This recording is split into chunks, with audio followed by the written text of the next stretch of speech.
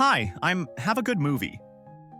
I am an optometrist in Michigan working for Fraser Eye Care, AMA, about eye health and eye care. I have been a primary care optometrist for about 5 years now. I have seen patients ranging from 6 months to 100 years. I currently work in an optometry/ophthalmology clinic, and my primary role within the group is management of post-operative patients. How bad is it really to sleep in contacts on a regular basis? I'm curious from more of a long-term perspective. It is very unhealthy for the cornea to sleep in them on a regular basis. It is unhealthy, even every once in a while. The cornea gets the majority of its oxygen supply from the atmosphere. When we are sleeping, a small amount of oxygen gets to the cornea through the inner side of our eyelids. Oxygen diffuses through the fine blood vessels. If you have a contact lens on the eye and the eye is closed, you have essentially depleted the oxygen supply to the cornea. This is bad because the response can be corneal swelling and scarring, but it also makes a very comfortable environment for microbes that survive in no oxygen environments. Those are the pathogens that wreak havoc on the eyes. Also, prolonged wear and extending the contacts allows for bacterial biofilms to develop, protein and allergen deposits to accumulate, which can lead to dryness, itchiness, blurred vision, and eventually contact lens intolerance. Corneal infections and ulcers are a ticking time bomb, and you never know when it happens. You can be fine for many years, but out of nowhere it will catch up to you. Someone told me that if you wear glasses for computer use and reading, as I do, you should try not to wear them when you don't need to, as your eyes can get lazy. It sounded like bullshit to me, is it? It is exactly what it sounds like to you. People often tell me they don't want to wear glasses because they are scared to become dependent on them. The thing is, the glasses make you see more clearly. When you take that away, your eyes go back to straining and your vision goes back to being blurred. The eyes and brain want to see clearly. Therefore, you can find yourself wearing glasses more. Awesome. I've always wondered why people squint their eyes when they are trying to focus on something, read small text. I do this all the time, but does squinting actually make or easier? Squinting the eyes helps to reduce what we call peripheral or off-axis rays of light and allows only the most important or central rays of light to help with focusing. Those with astigmatism, usually with the rule, can squint to help focus a bit too.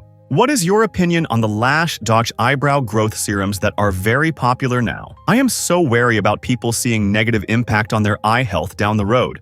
They're fine. It's bimatoprost, which is the same thing we use to treat glaucoma, Lumigan. It's been around a long time, and one of the side effects is lash growth, so they started to market it as its own thing, and the brand name is Latisse. These drugs are known for side effects, though, such as discoloration of the skin around the eye or a change in eye color, most commonly people with green-shaded eyes. Otherwise, they are very safe drops. Source: 12+ years as a certified ophthalmic assistant. Is it possible to retrain eyes to see correctly, like the one contact lens thing in an eye at a time? The other eye will compensate and retrain itself to see properly? Have you heard of this? I have not heard of this. It is really not possible to retrain the eyes to see correctly from a visual acuity aspect. A person's prescription is primarily based upon the shape of the cornea and length of the eyeball, two things that cannot be changed. Vision therapy, though, can help with certain eye muscle and focusing related issues to help see more clearly and comfortably. Does it strain the eyes to read a book in low-light conditions? Like, does this damage the eye? It will not in any way damage your eyes. It may cause you to feel strained or squint, but no harm would be done.